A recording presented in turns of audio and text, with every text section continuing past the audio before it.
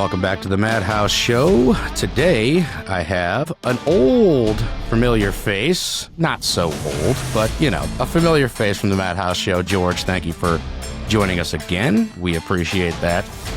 I appreciate you leading with, the adjective. Okay.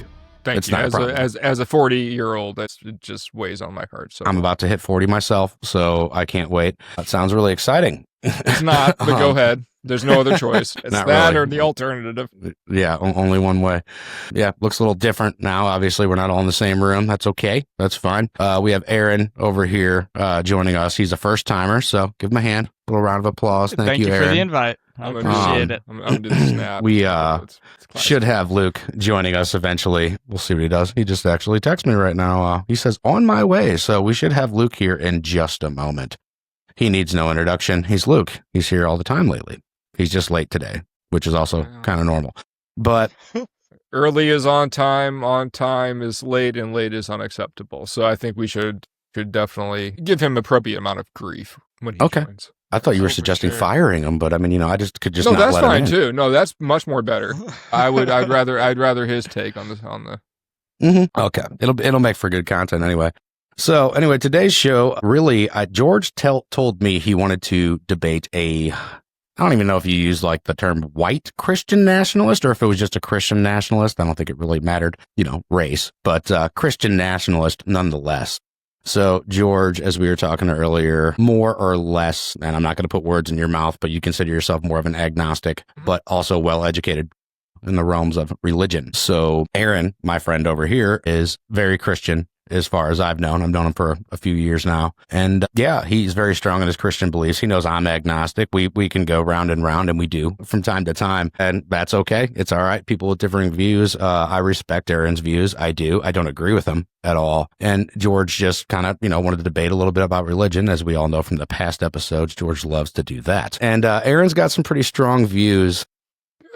As well. So, and I don't have a problem with that. He has the answers to the universe. He should feel very strong. And I'm not going to say that. Everything in almost every religion is based on faith. There has to be some faith in there, and faith cannot be proved. So that always seems to be the answer that I get whenever I it's very, very intellectual. Come down position. to a real question. It's a very I don't mean to cut in, but that's a very respectable position to have, Aaron. I think that's exactly true.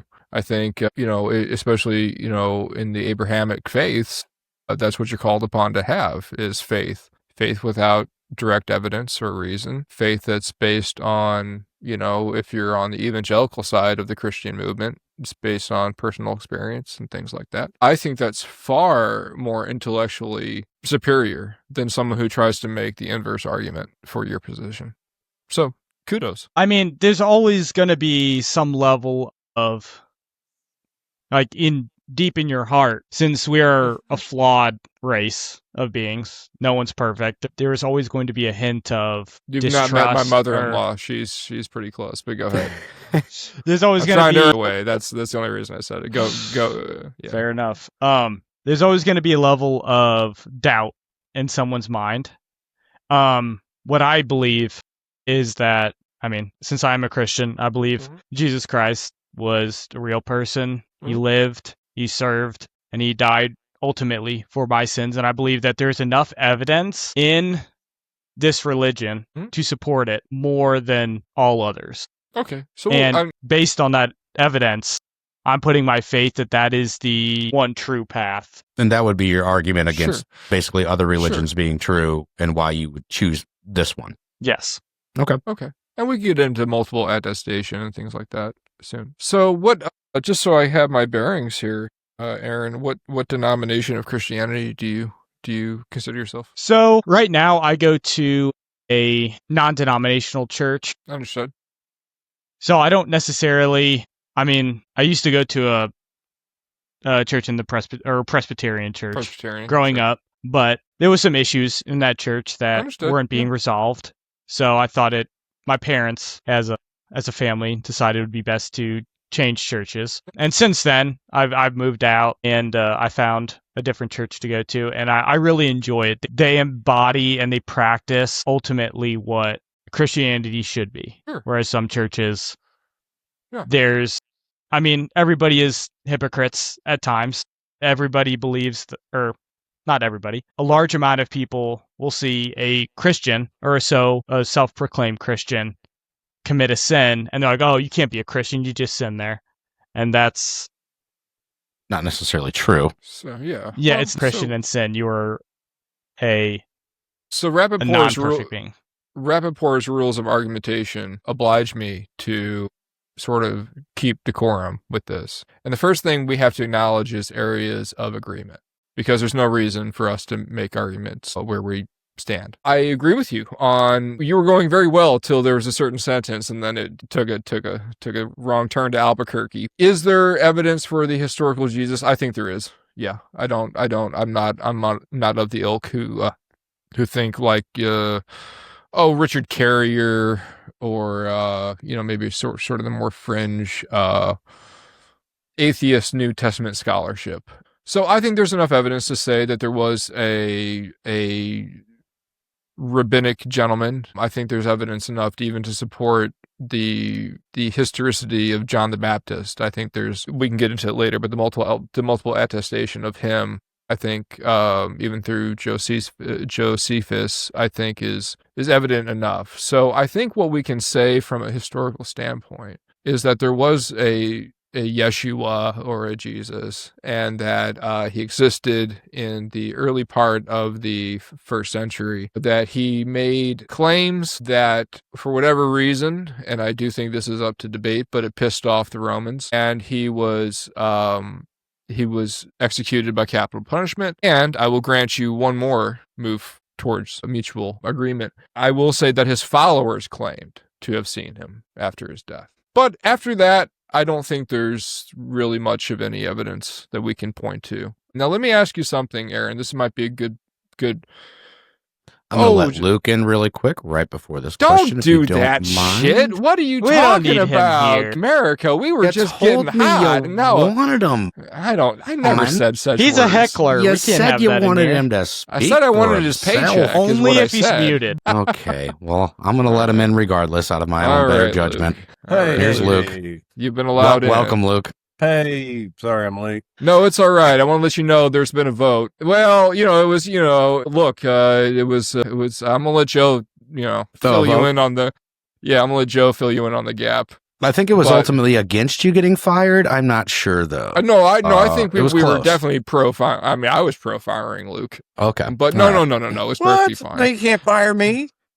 What else am I going to do when I have nothing to do? Well, you had something to do because you're late. Yeah, you're right. I did. I tried to fucking go, man. My God. Anyway. Well, so sorry to break up the deep conversation because I did just have to. Well, Luke really ruined it. But if you could remember, no, he did. I did. I ruined it. There's one thing. Look, Trump, Democrats, we can all come together in our disdain for Luke right now. I think that's the one thing that's going to unify this. Unite this entire nation. Unite. To be honest with you, so unite. It's an abomination. You'll have to be the burnt effigy, Luke. But on the other hand, you will unite a fractured country. So, Luke, Aaron and I were getting into a religious conversation. Luke identifies as a non-denominational Christian, who I think, and we can go into a little bit later. Aaron identifies. You said Luke. Luke does not. I'm sorry. My apologies. I was looking at Luke, but I was thinking of Aaron. So did just a little bit, but that's fine.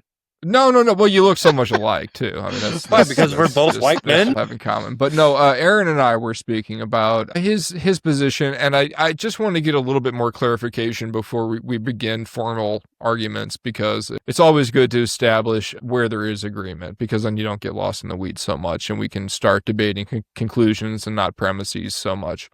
Aaron and Luke, I'll throw to you too, man. Apologies. I don't, Joe and I were talking earlier about that we sort of identify probably in different veins of the word, but the word agnostic might be applicable to us. Aaron was saying that, without question, Christian, and perhaps, we can get into later if that's part of Christian nationality. Aaron, what I was going to ask you, and I can ask both of you the same question. I can ask all three of you. Well, Joe, I know your answer because we're on the same side. Do you believe in biblical? I'm pretty sure. If I had to put it all on red, I would win this gamble. Aaron, do you believe in biblical inerrancy? I believe that if the Bible is truly God's word and it was meant to be passed down from generation to generation, I believe an all-powerful being like God would, if he was planning on using the man to write this down, document it, he in his infinite power would not allow his word to be corrupted to the point where it would lead people astray from the path he intended. Yeah, I would not. Well, but I'm not here to judge that one, but I want to definitely not usurp and let Luke get in here too. Okay, so do you study historical criticism? Do you study redaction criticism? I mean, not textual regularly. Criticism, source criticism, form criticism. I mean, not regularly. I've read hermeneutics. Some of it. Okay. So, not a whole lot, but what do you make of John 8? The woman caught in adultery to be stoned. What do you make of this verse? I mean, is it true? I believe so. Okay. Why do you believe so? I think that, adultery has been around for a long period of time. The actual story. Happens. I mean, so yeah. and Aaron, if you don't, you're not asking should a woman be stoned if she no. adultery. So let's for the benefit of the audience set the scene. So it's John 8. John's the last gospel to be written. It was very likely written by a community of believers in biblical scholarship that's known as the Johannine community. So we see the seams in John where there were edits. Yes. John, by the way, has some of the most beautiful Greek of the New Testament. There's no detriment to John, but there's certainly heavy signs of multiple authorship. So John 8 tells probably the most famous tale in John. Bart Ehrman, the textualist guy, I got a whole shelf of Ehrman, makes this comment: you can't even make a Jesus movie without including this scene. Even in the Passion of the Christ, which was literally the last 14 hours of Jesus' life, yes, they shoehorn this scene in as like a flashback. Like, you have to tell this story or else you can't have a Jesus movie. So the scene is pretty simple. Jesus is caught, and this happens a lot in both the synoptics and in John. And especially in John, Jesus gets caught in a trap, or he's supposed to be caught in a trap. So he's brought before a woman who's been convicted of adultery. And yes, the punishment, according to John, which is incorrect by history, is that she's to be stoned to death. We know this isn't correct because in Jesus' day, a woman convicted of adultery would have been strangled to death. Basically, two men would have tied a rope or towel around her neck, and they would have had a taffy pull. So that's one piece of evidence that we know it wasn't part of the first period. But let's get a little further. Let's even put that aside.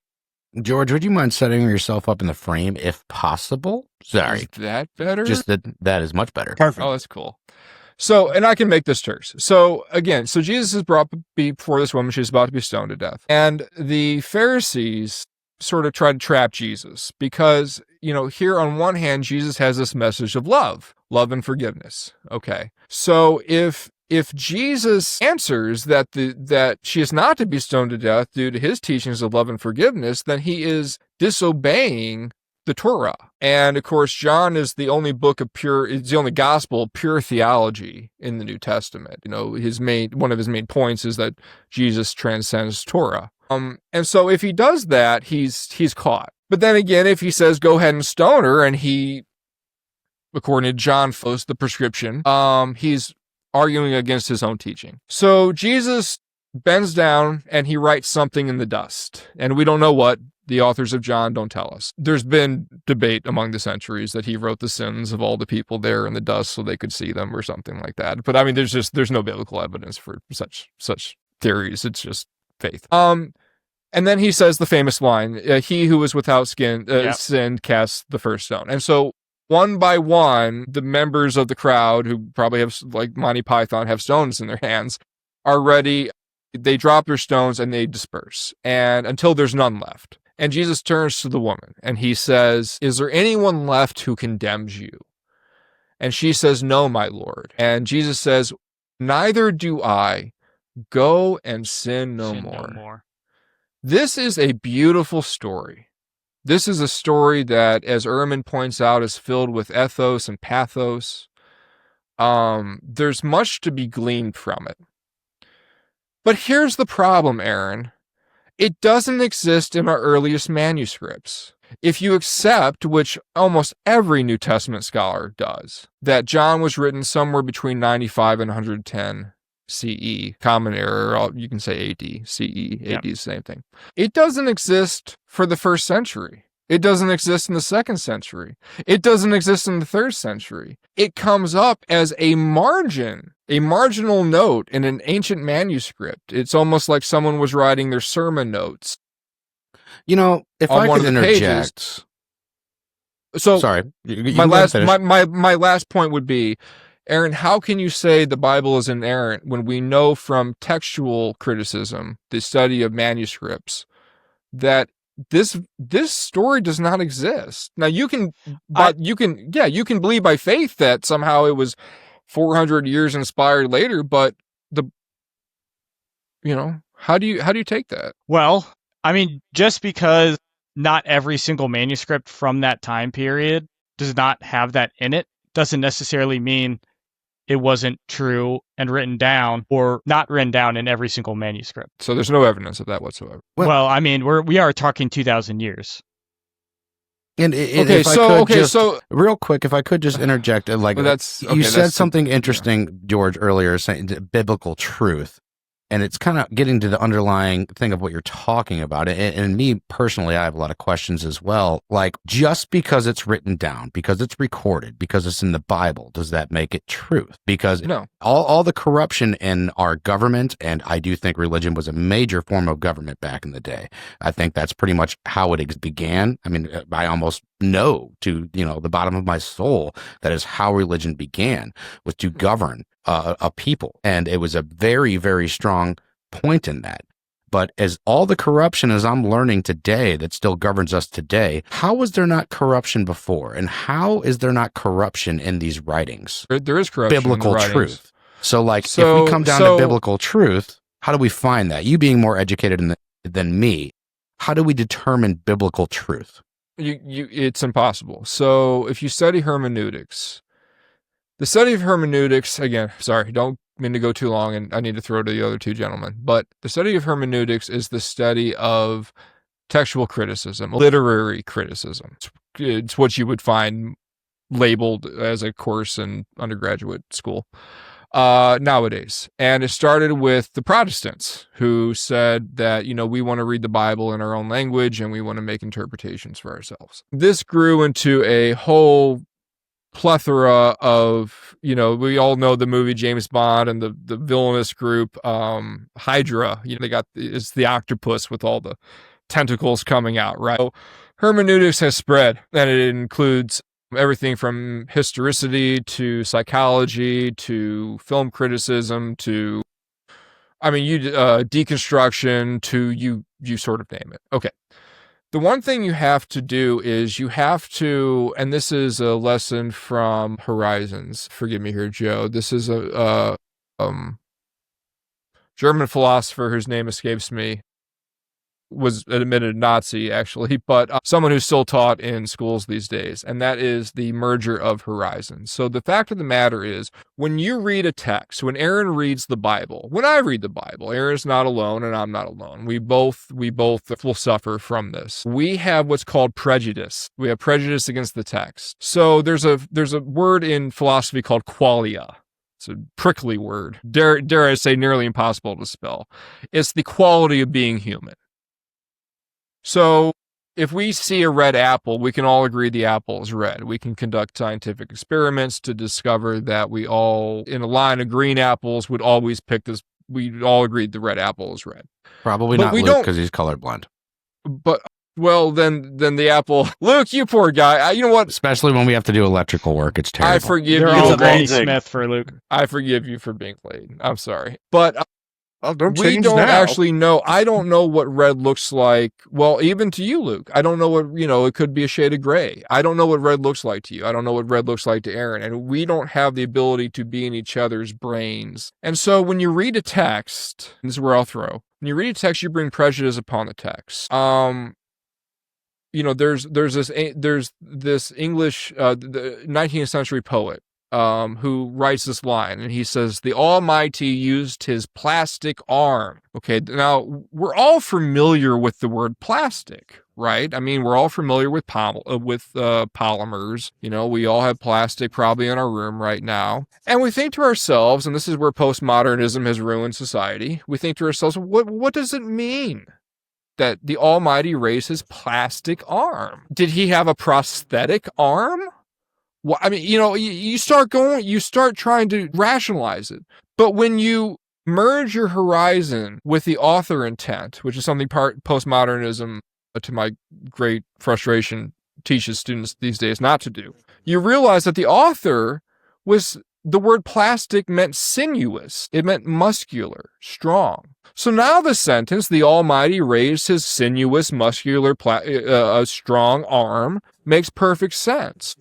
But you have to understand the author intent. Yeah. And so when we say things like, well, just because there's no evidence for, text not showing up for 400 years after Jesus was alive, well, what does that mean for the early Christians? Why do you get to have that verse and they didn't? It may have been in a different spot. In the original Jewish Torah and everything, there were no chapters. It just read correct. Continuous. There's no vowels. There's no punctuation. There's a possibility that somewhere along the line, as scribes were either translating it or transcribing it. No. Can you say that for sure? Yes, because the New Testament was not written in Hebrew. It was written in Greek. If you're Luke, it was written in High Greek. Luke's Greek's a bit stuffy. It's kind of like someone who is really just like Luke here. The author Luke, we don't know who the authors of the Gospels were.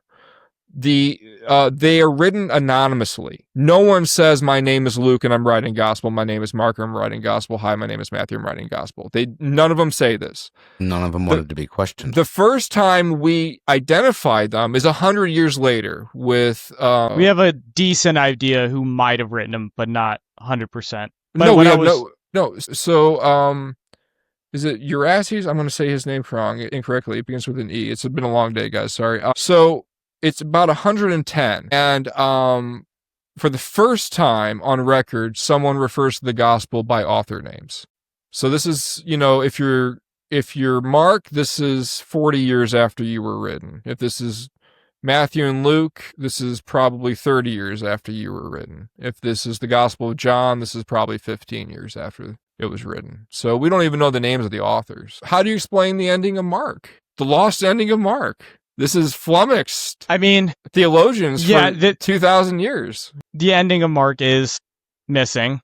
What I was trying to say on John, there's a chance a scribe didn't know where to put that story of the adulterous woman and thought it best to insert it there because I know the wording doesn't quite fit in with it. But it doesn't exist, Aaron. It doesn't exist for 400 years. It's not that it was, so we have more manuscript copies of the New Testament than any book of antiquity.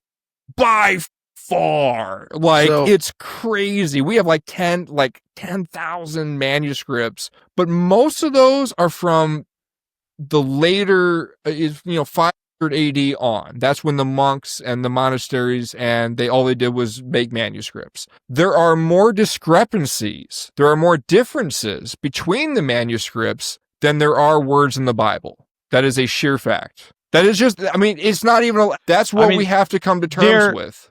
There might be some errancy in the different, like you said, there's a bunch of different people writing, transcribing, everything. That's why there is a group of people now who come together and talk about, should this part be in the Bible? Is this truly what God meant? That's correct. And they all have to agree before it goes in. Okay, so what translation are you referring to? You're talking about the ESV. the NRSV? ESV. Still sounds a lot like government to me, but proceed. So there are multiple translations.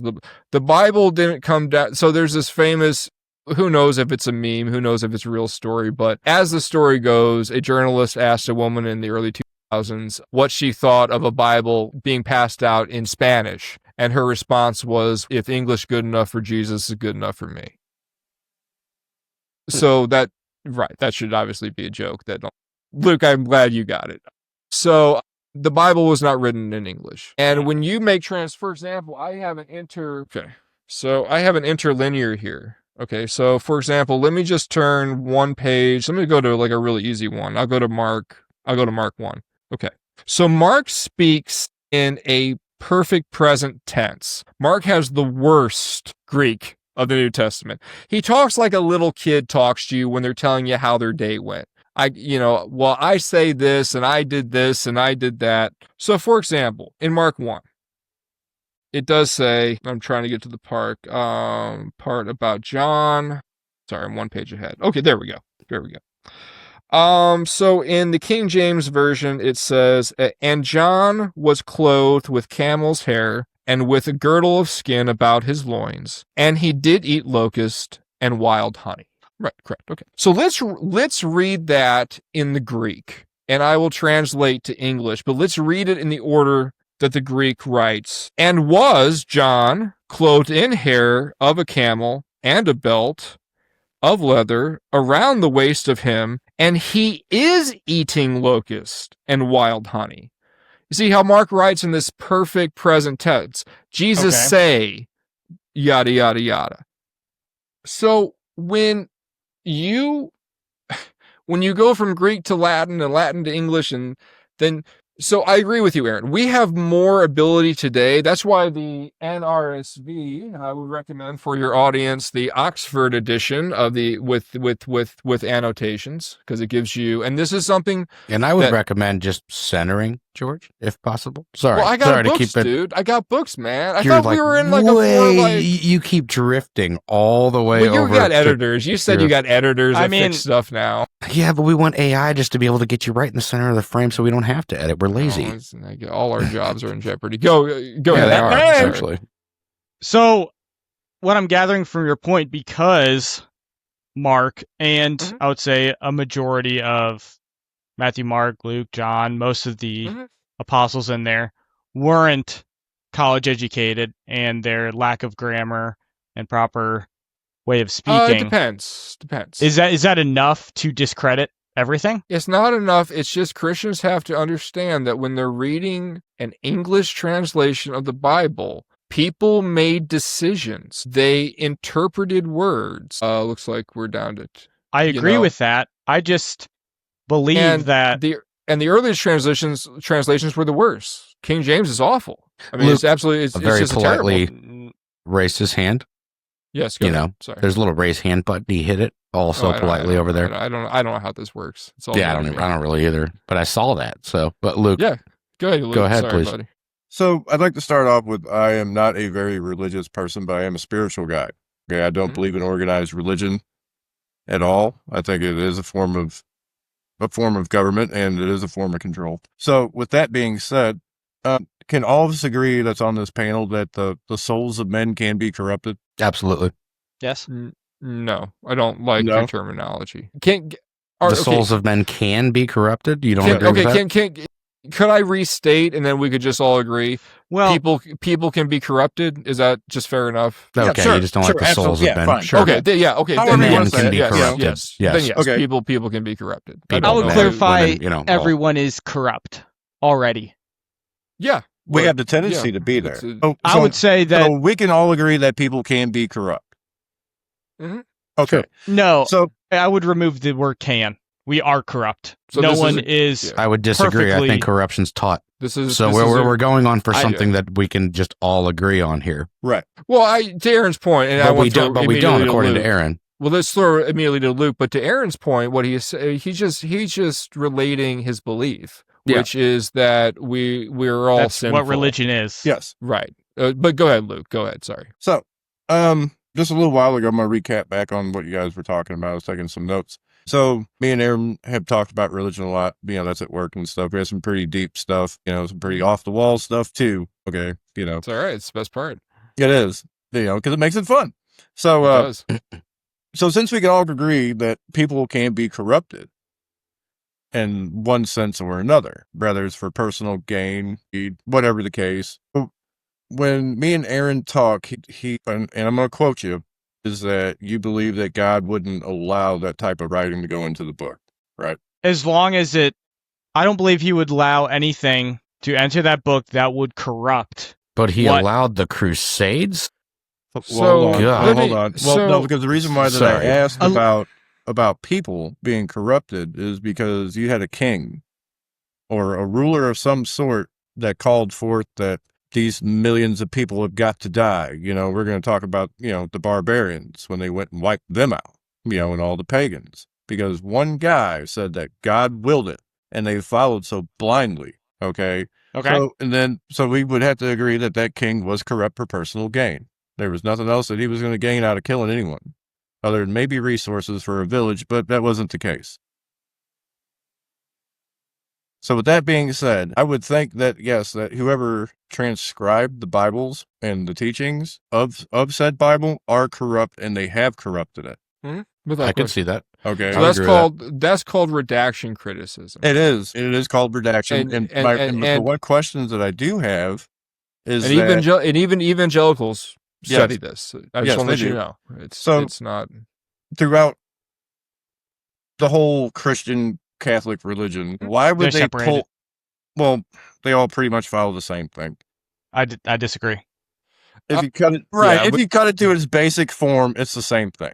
You strip it down to bare bones, it's the same stuff. A Catholic Bible, though having the Apocrypha, is not that different from a Protestant Bible. There is a reordering of the Old Testament. There are a few noticeable things that Aaron can point out. I'm more talking not the difference in Bible I was making, but the difference in teaching. But if these are all words of God and all words of God's Son to teach you how to be welcomed into the gates of heaven amongst your Father, right? Why would they take out Apocrypha? Why would they take out the Book of Enoch? Why would the Gospel of Mark end on a conjunction? Right. Well, that's the craziest. That's the craziest thing on earth. It ends with the word "and." It does. It does. That I did not know. So it's very interesting. Aaron will know. So that's a really good point, Luke. And I want to go back to Aaron on his point on God would not allow corruption, because I want him to, Aaron, if you don't mind, think about defining corruption. But just a real quick point on Mark, because it's kind of interesting. So, Mark has a theme that goes out. In fact, it's throughout the synoptic gospels. Matthew, Mark, and Luke are called the synoptics. It comes from the word synopsis, which means common view. Now, and honestly, they don't share a common view. We've just been calling it the Synoptic Gospels for 1400 years, and there's no reason to stop now. Okay, so Mark especially has this theme. Jesus will do something. He will say something. He will especially perform a miracle. He'll heal the blind. And he immediately tells the person, whatever you do, don't tell anybody. Like, he says it very clearly. Don't immediately run out and tell everybody. And this happens at least 3 or 4 times in the Gospel of Mark, where Jesus does something and he says, this is secret knowledge. This is secret gnosis, from the Greek knowledge, right? So, hold on. So I'm sorry, Aaron, but just say, so at the end of Mark, this is almost poetic. This is where some people think that maybe Mark did end correctly on Mark 8, or Mark 16:8, excuse me. So at the end of Mark is women come to the tomb and they find the tomb empty. And a young man, and it depends on what gospel you read, who was Jesus' grandfather? It depends on what gospel you read. Who was his great-grandfather? It depends on whose gospel you read. Who was his great-grandfather? It depends on whose gospel you read. Was he silent on the way to the cross, or did he talk? It depends on what gospel you read. He was crucified next to 2 criminals. Did both criminals mock him, or did only one and the other come to his defense? It depends on what gospel you read. They're different. So when you say things like, Aaron, like corruption, are you talking about historical corruption? Because the Gospels do not agree on everything. There are passages that are verbatim, word for word, but this is source criticism. This is Matthew had a copy of Mark. Luke 1:1. The first thing Luke says is, I read all the other crap. I mean, he doesn't say the word crap, right? But he says, I read everything else. And I'm going to make the definitive account. And he writes, and that author writes Luke and Acts. So, I mean, I guess I'm confused on that too, when you said there's no corruption, because, I kind of went off of Mark there for a while, but I think that this might keep us on pace better.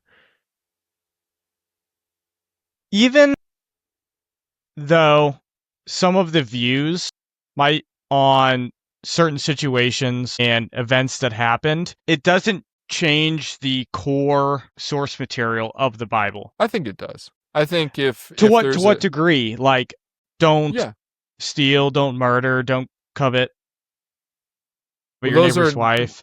Those are old. Those are Old Testament, not New. But they still apply. Depends on what gospel. I mean, Jesus was born to fulfill the old law. Are you Lukean or are you Matthean? If you're Matthean, they do. If you're Luke, not so much. I mean, Luke is writing his gospel for the Gentiles. He has a message of universalism. Bringer of life. Matthew clearly writes, "Bless you." Bless you from on high. Why the bless you, buddy. Kills me, you know. But Luke, Jesus, don't bless me. Well, I won't say what my last name is, but you know my last name. So, but Luke is clearly writing to the Gentiles. Matthew is clearly writing for the Jews. He's writing for the Jews in Rome, to be very specific. So, here's my issue, Aaron. Sounds like political motivation to me. Just saying. I'm not, and I want to throw to Luke now, but when I think Jesus in more than half his moods is brilliant philosophy, and I have no umbrage with it. And I respect my Christian brothers and sisters for their belief. Look, if this is what gets you through your day and you're not hurting anybody, brother, I hold nothing against you. Sure, yeah, I feel the same way. You know what I mean? I hold nothing against you. I'm married to a guy. Look, if you don't like that term marriage, if you don't like the fact that happened, I actually respect you a lot. I mean, I would just ask that you just give me the leniency of allowing me to live my life with my decisions. For sure. And I know loves everybody equally.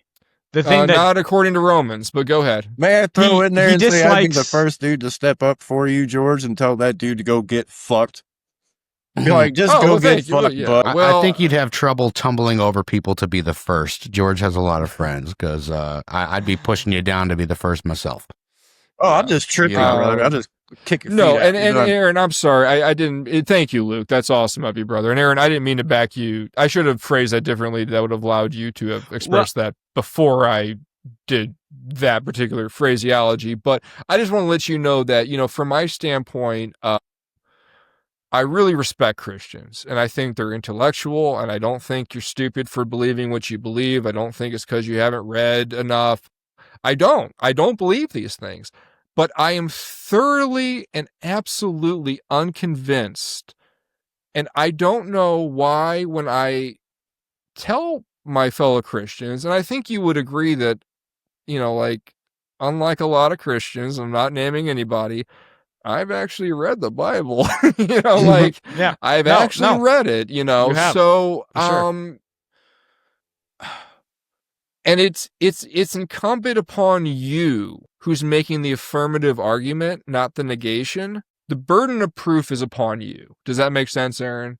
Just like a Muslim apologist, the burden of proof would be on the Muslim, or a Jewish apologist. The burden of proof would be I'll believe that. I mean, I am a fairly new Christian. Yeah. I mean, I grew up in a Christian family, but I had never truly believed until two years ago, give or take. Mm-hmm. So I still have plenty of learning to do. However, the burden of proof is on us.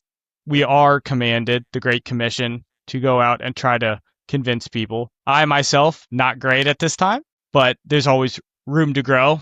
Like my pastor at my church, he would be fantastic to talk with you about. I'm happy to speak to him at any time. I'm happy to host it, honestly. That would be very easy to do as long as you can get on a computer or a phone, whatever. Just remember this too, guys. I know we're running short on time, Joe, but here's a thought experiment, Aaron and Luke. I still want to get into politics so bad. I really want to do a part 2 with you guys. You do it every week. We can stay on this. I think we've captivated the pretend audience. Oh, I want your take on what's going on. That's really what I'm getting at, because I haven't talked to you, George, about it recently at all. Religion is always hard to prove, or in some cases disprove, because at its core it is based on someone's personal opinion and faith. at its core, and it's impossible to prove faith. True, though. Remember, Aaron, that you yourself are an atheist. You are an atheist when it comes to every other religion that has ever been invented by man except one. I am just taking it one religion further. Well, isn't the definition of atheist they believe in nothing? No. That is not the definition. I'm sorry. I got to stop you there. That is the definition of nihilism. Atheism is not the belief in nothing. It is the belief that you are totally and absolutely unconvinced by the arguments of people on your side of the aisle or a different religion. I'm not picking on Christians. Look, you've heard of Bertrand Russell, right? Russell's teapot. He postulates that there is a teapot orbiting the sun. And obviously we have a pretty large universe. So this could be out by the astral belt or by Pluto. This could be close to the sun, but there is a teapot that is orbiting the sun. It is going so small and so fast that it is impossible for us to prove it exists. That is not evidence it does. Okay. That's a good point. What definition are you going by on atheist? According to Oxford, it's a person who disbelieves in the existence of God. Yes, but you said someone who doesn't believe in anything. That's not an atheist. Maybe I spoke wrong. Yeah. A person who does not believe that a higher being exists, and we are alone. Yes. As in fact of a higher being. We are alone in that sense. So just remember the word atheist. So let's just break it down. Not, okay? Theist, someone who believes in a specific God, because there's theism, which is, I believe that there is no God but Allah and Muhammad is his prophet. I believe in the teachings and the Torah and the Pentateuch of Moses. I believe in Jesus. I believe in the Buddha. I believe in the great Jube up the mountain. A deist, which was our founding fathers, Joe, most of our founding fathers were deists. They believed in God. They were not all. Some were fervent Christians. Benjamin Franklin, the least. He believed Franklin was a deist. Jefferson was a deist. Madison was a deist. Hamilton, deist. Many. And we can point to people who weren't either. I'm not trying to make an argument. I'm not trying to die on that hill. But yeah, I would just say that we need to give the atheists the respect that I agree. That they are people who have not, for whatever reason, been convinced, whether that be experiential or otherwise. Luke, did you raise your hand? I'm sorry. I feel I was talking over you. No, okay. Sorry. No, I'm good. You're good. I just don't have much to say that I haven't already said. Sorry. By that definition of atheist you just described, I am not an atheist. Yes, I would. From our conversation, I would have labeled you not an atheist either. At all. Yeah, because I would totally say that you have gone from atheism past agnosticism through deism, and but you said I'm theist. Atheist to all other religions. You are though. You do not believe in Zeus. No. Right. So you are an atheist when it comes to that. Or the fact that the Egyptian god Horus was the exact same story of Jesus Christ. Thousands and thousands and thousands of religions that now have been relegated to the crypt of mythology. You are an atheist to all those. You do not believe. Let me ask you this. Well, okay, let me not. You were trying to get something out. Let me not do that. You're fine. Let me put it like this, Aaron. Okay, so let's pick something you and I agree on, right? You're aware that there is a book called the Quran, right? Where do you know where this shit's at, dude? You're on it, bro. You're not even looking behind you. You know exactly where it is. Well, Alex reads books. There's no point in owning a book. He's got to have a mirror there somewhere, just off camera. He's just like, there it is. It's probably the camera that is mirroring his background that he could see where it's at. That would be my guess. Trust me, my library is not more extensive than a lot of people's, but if there's no point in owning a book if you don't read it. Okay, so let's find a point of agreement. So Aaron, you and I would agree totally. I think you can always stop me if somehow I'm miscategorizing. But you're aware that there is a book called the Quran. Right? And you're aware of its tenets, that there is only one God and his name is Allah, and that Muhammad is his prophet. You're just aware of that tenet, right? I'm not talking about belief. I'm just saying you're familiar. Okay. You are also aware that upon hearing that and rejecting it, you are doomed to hellfire. Are you aware that according to the Muslim faith, according to the Muslim faith, I am. Yes. And I am too. Aaron, we have both misused our lives. Me, I am a disbeliever. I have rejected this book, We're infidels, yes. I have hellfire. You have accepted the wrong faith in light of the knowledge that the true faith exists. And we are both damned according to this religion. Okay. Now, feel right now overwhelming sense that you don't care. You don't care what the Quran has to say, okay? You have never, I will tell, probably, I have never, probably you too. We have never lost a night's sleep over this yet, okay? Just know this is how many of us view the Bible. Okay. And your point on this was where I finished, which is when you're saying you're not an atheist, you are having a visceral reaction to the word, but you're not, it's not being utilized. Understanding that according to the Muslim religion, he would be. You're an atheist. Islam, yeah, I believe that. Is what what you're trying to say.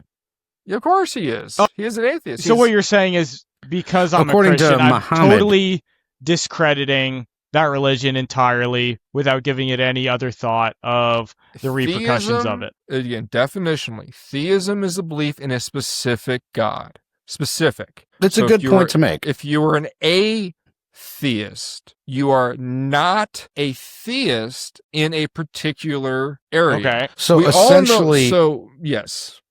Essentially, like our friend Muhammad, who's been on, we did have, I don't know if you've seen the earlier episodes, George, or not, but Muhammad, we had on with my friend Dan, who's a Christian. Aaron was not on that one, but Muhammad is a friend of Aaron's. They all game together and stuff, and that's how we met him.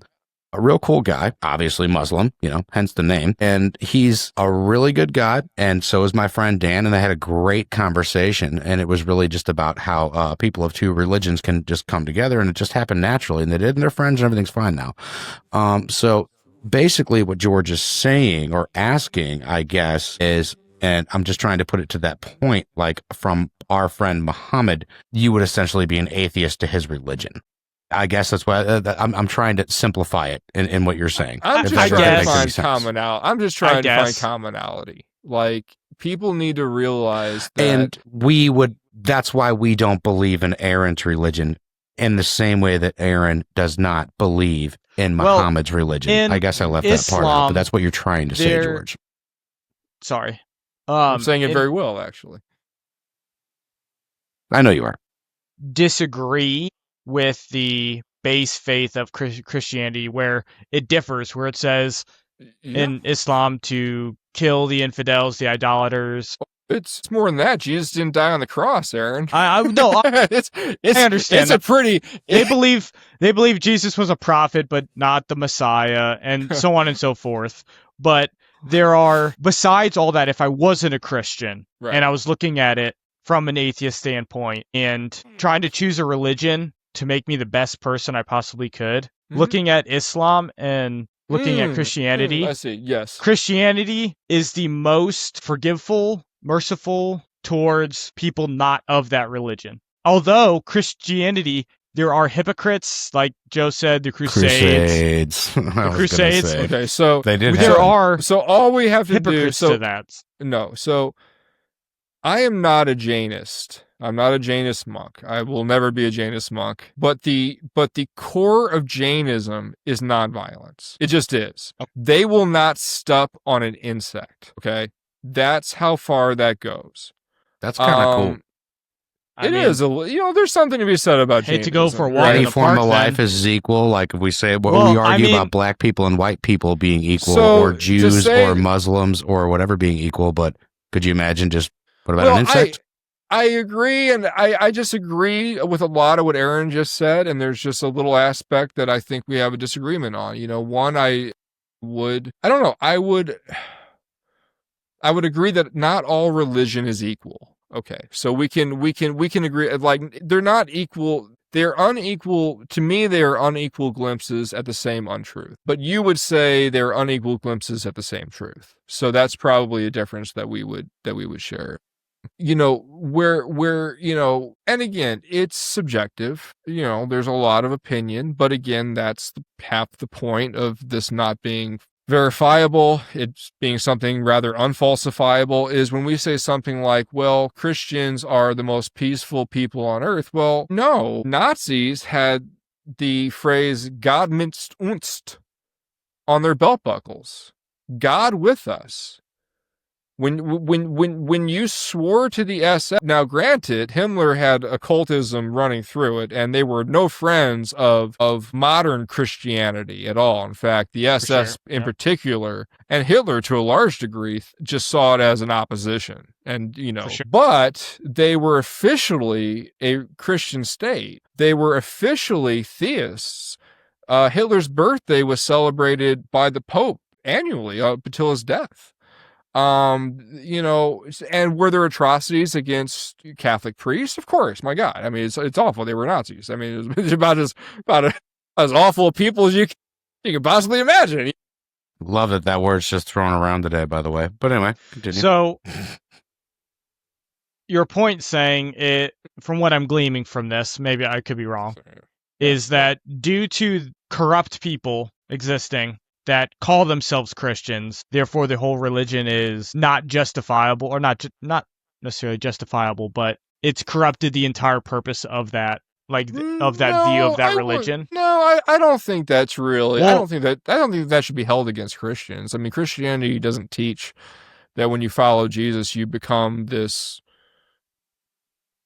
perfect, unsinning. We're still flawed people. Yeah, no. So what was your point of bringing that up then, if it wasn't to invalidate everybody else? Well, I'm not trying to invalidate everyone else. Certainly not. Not was at it all. Just to bring up the point of that people who have called themselves Christians in the past have done terrible things? Well, I think, and not just call themselves Christians, used Christianity to justify. I mean, under the guise of Christianity. People, I disagree with people that do that because they are not following God's word. When yes, there are 10 commandments, but Jesus, even to some of the Sadducees, I think, he said, they asked him, what is the greatest commandment? And he responded, love your God and love your neighbor. Love your God and love your neighbor. And if you follow both those, you're following all the other commandments, and you're good. During the Crusades, you're not loving your neighbor. So I don't know where they got that inspiration from, but I do not believe it was from God. Well, I mean, my thing when it comes, and I'm sorry, I got to interject here. My thing when it really comes to all of this, like wrapping it up in a ball here, like religion as a whole, even your religion as it is, and how it's grown to be, has became that because due to, and currently still happening, to some of the worst atrocities the world has ever seen. All due to whether it be Christianity, Islam, name the religion. The worst atrocities that have ever been committed on this planet have been due to religion, and they will continue on as long as religion continues on. And I'm not anti-religion. I'm not anti-faith. That's why I preach my agnostic views. I don't deny the being of a higher power, but I do not agree with organized religion, basically formed from the beginning of governments. That's why it was formed. That it was for control, ultimate control over people. And what do they fight over? Control, more resources. What do? They use it in the name of Allah, in the name of Jesus, in the name of anything they could think of to get people to rally behind their cry and commit some of the worst atrocities this planet has ever seen. And that's why I can't get behind any of them at all. Let's just say there's a small town in the middle of nowhere, let's say Nebraska somewhere, and there's a small Christian church. What resources, besides collecting a tithe from its participants in the church to keep the church running as a whole, how is that causing atrocities to other people? Or how is that collecting resources? Well, it's not. But how did it come to be? Because of all those atrocities in the past. Well, why would you even need a church if you can just invite people to your backyard? Exactly. Well, that's how a lot of churches started, and they decided that instead of having a prayer group, you would call it. That's how my Grace and Peace. It's a church in, I can't think of it right now. It's near the Loop, Del Mar Loop. That's how it started. It started in two people's backyards, and it grew to the point of we're starting to have a congregation of people here. So do we need storytelling for entertainment? Is that where this all comes from? No, we need someone and a place to meet as a group of people and learn and celebrate.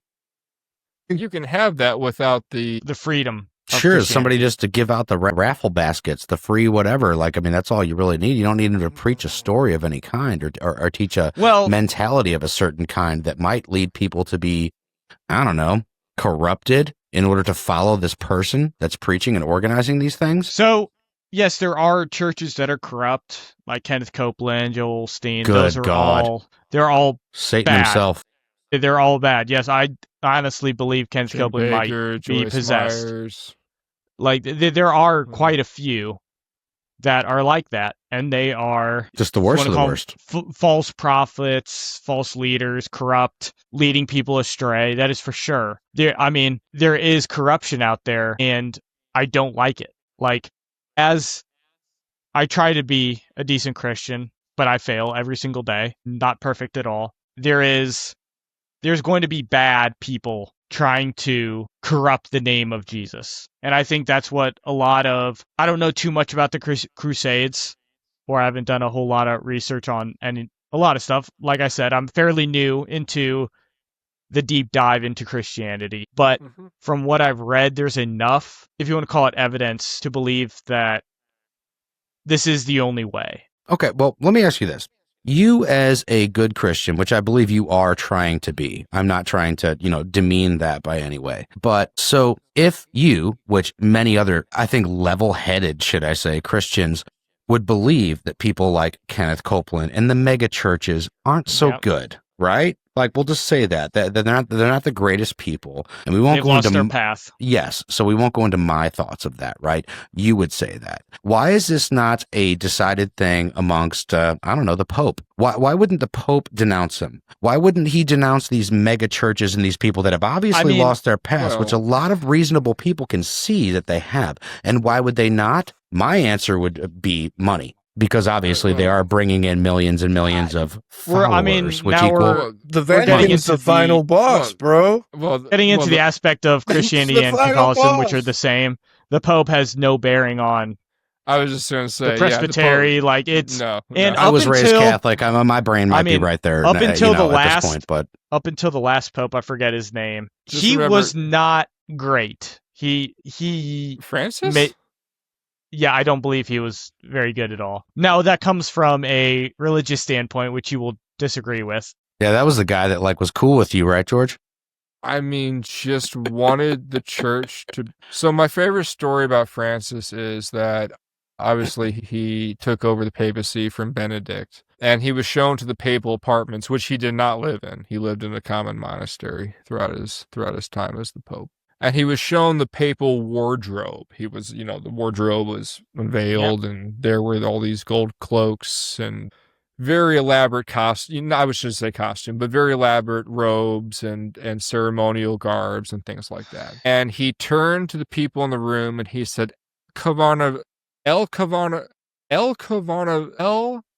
Valley e finito. You better not have said it that way. It's not very convincing. No. He said, the carnival is over. The carnival is over. This was a man who was deeply dedicated, and I didn't agree with him on everything. My God, that man was deeply dedicated to helping the poor, feeding hungry, clothing the needy, healing, putting money towards healing the sick in impoverished countries. I'm an ex-Catholic. I don't. Again, that's not a disparity against current Catholics, but it takes a lot for me to acknowledge someone who really does a lot of good. And I think in the history of popes, I mean, You know, he won the not. He in may the have history of tried religion, to help a lot of people are great compared to I mean, lots of people. My view on Pope Francis was, yeah, he may have tried to help the poor, but in a strictly religious standpoint, that's not enough to make you a good leader in the church. What did he do wrong?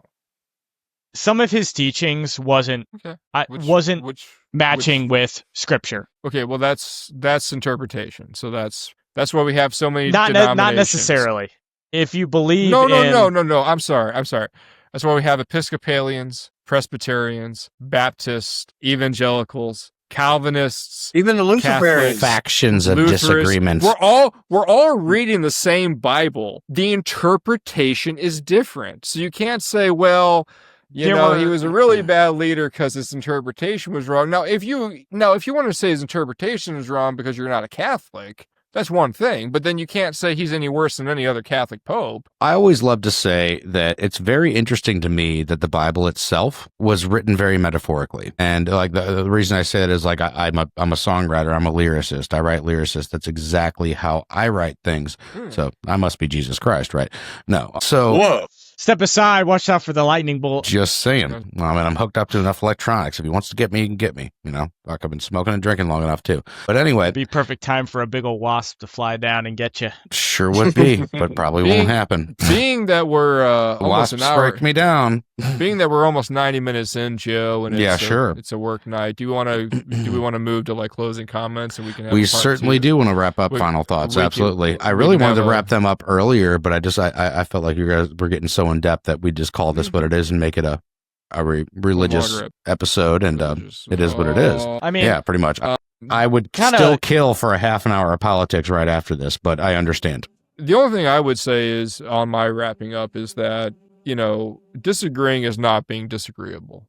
And just because that we don't share, Aaron and I don't come to the same, we don't use deductive argumentation the same way. We're not looking at the premises the same way. But we are coming to the same conclusions. It's wrong to murder. It's wrong to steal. It's wrong to be cruel to people. It's wrong to be... So at the end of the day, it's just important to remember we're going to have these disagreements. It doesn't mean I'm a them and you're, us, or I'm us and you're them. Yep. I think it's very important that we just always bear in mind we can have these disagreements. Let's do them intellectually, hear each other out, and just be respectful. I don't, no one has to. No one agrees 100% with me, not even my own family. So it's just important that we even when we're trying to be, throwing punches during a debate, we're respectful. So my closing thought was, I thought this was a really great conversation where we treat each other very well and respected each other's beliefs, and we didn't denigrate each other. So that was really good. I see your points you've made, and while they do have some valid arguments, because I have faith in my religion, it's hard for me to, impossible would be the right word. This may sound, I don't want it to sound like that, but it's hard for me to give credit where credit's due. Yes, your arguments have, Mark ends very abruptly. We don't have a full thought ending there. And your point with John 8 and everything. But even still, if the way I look at the core meaning and the core actions that are in the Bible, it feels right in my heart that is I need to do. So I'm not the best, I'm not the most eloquent person. I still have a lot of research to do. I'm fairly new in my faith, like I've said several times. And obviously you've done a lot of research into this, and I wish I was able to more eloquently say have counter views on this. But I mean, I appreciate your respect in this situation a lot. And there's always round two. So always round Absolutely. two. Gloves off, next round, baby. Next up, I'm bringing back up. Right. Well, and that's fine. A lot of this, some of these are just kind of getting to know, people getting to know each other. This has definitely been a debate more between George and Aaron tonight, which I appreciate you guys so much for, being respectful and coming on. It means a lot to me. It's more of a religious debate. I'm sure all of our followers aren't going to be, crazy about, religion, but, it does play a part in politics. I will say that. And I thank you guys so much for coming on, being respectful. Me and Luke are just kind of just chilling out and watching you guys go back and forth at it, which is fine. It was fun. It was really fun. Well, yeah, and this gives us an idea of where you guys are at. You guys got to meet each other. You guys got to see your views a little bit on how things are, and that just helps me develop future shows as well, to where we can have more conversations, better conversations. Maybe if your pastor Aaron would really like to come on, and you think he really kills it and slays at this, which. He seems pretty good. And honestly, I would say George is a better one than I to take these issues. That would just be, I'd be happy to host it, put it on. I'd put those two together. That'd be great. And I think George would probably take it on, right, George? Yeah. Bring it. Okay. All right. Maybe we could arrange something like that in the future, for sure. I'll see what I can do. I can't promise anything. He's a pretty busy guy. Understandable. We only need him for, think about who he's working for. I mean, look, he's got a lot to do, Solid. I think 500 members in our church. That's a lot of people to look out for. A lot of people. We could steal him for an hour. We'll see. You could always pay him. Those religious people love their money. Anyway. I just want to say thank you so much, Luke, as well, for joining us tonight. George, it's so great to see you back, man. It really is. Yeah, man. Great to be back. I would love to have you back more often. I really need to get your political views on what the hell is going on lately. And Aaron, thank you so much for being glad to be here. I wish I was able to do a better job on rebuttals. Well, that's okay. I know you got a lot of views on a lot of things. Well, we'll have you on again in the future, talk about various topics, and is what it is. But as for now, I will say thank you to all the participants tonight. It has been the Madhouse Show. Not quite as mad of a madhouse as it normally is, but, respectful conversations are also a thing. We like to have those here, too. I feel like for the most part, we keep them reasonably respectful. Not always, though, especially when George is involved. It was good up until that Luke joined, and then it was a little shit. Yeah, I was just going to say, it's all Luke's fault. Hey, man. I was going to say Aaron, but I figured you guys see through my smoke screen, Well, thank you so much. And to all the followers and everybody out there, please subscribe, share the stuff if you like it. We have, we're working hard on putting out a lot of content for you guys. And we're going to have you meeting and talking to new people like this twice a week if we can do it. That's our plan. So with that being said, this has been the Madhouse Show, and we will see you again next week or this week. I don't know, however much work we feel like doing. Thank you, guys. See you.